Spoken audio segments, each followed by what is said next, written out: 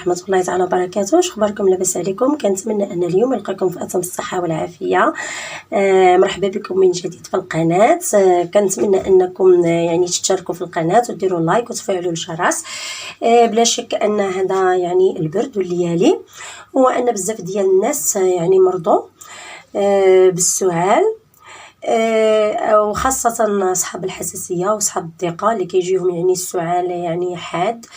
فهاد الوصفة هذه كانت وراتها لي الطبيبة ديالي، وقالت لي بأنني يعني نستعملها في الصباح وفي العشية في عوض السيرو، فهي كتهدئ السعال بواحد الشكل رائع جدا وعجيب. فما كيحتاجش المكونات بزاف، يعني المكونات ديالو سهلة وبسيطة.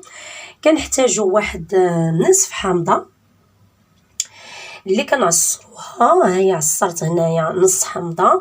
وكنحتاجوا واحد المعلقه ديال العسل حر يعني صغيره، سواء الا عندك العسل الحر في الدار يعني استعمليه، ما عندكش ممكن ديري عسل الزمزمي او عسل ديفا، فهادو بجوج يعني مزيانين. وكنحتاجوا الماء يعني يكون طايب غليان، يعني ماء غليان بحال غادي تعمري الشاي او اتاي، يعني ماء طايب. اذا كتقول يعني انا ملي كتعمر يعني اتاي بالماء طايب راه كتقدر يعني تشربو مازال راه كتغليه. اذا هنايا ماء طايب. اذا كنديروا هاد المكونات كلها كندمجوها مع بعضياتها. اذا هنايا فاحنا راه عصرنا نص حامضه، وغادي نضيفوا عليها كاس ديال غادي نضيفوا عليها العسل. فضفنا عليها هنايا هاد المعلقه ديال العسل،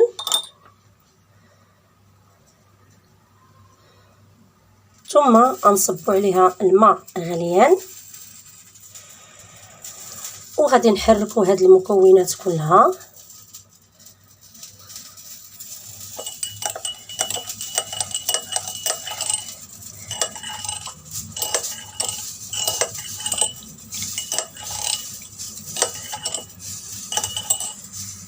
هانتوما شفتوا كيفاش كيولي يعني هاد الشراب الساخن اللي متكون من 3 المكونات.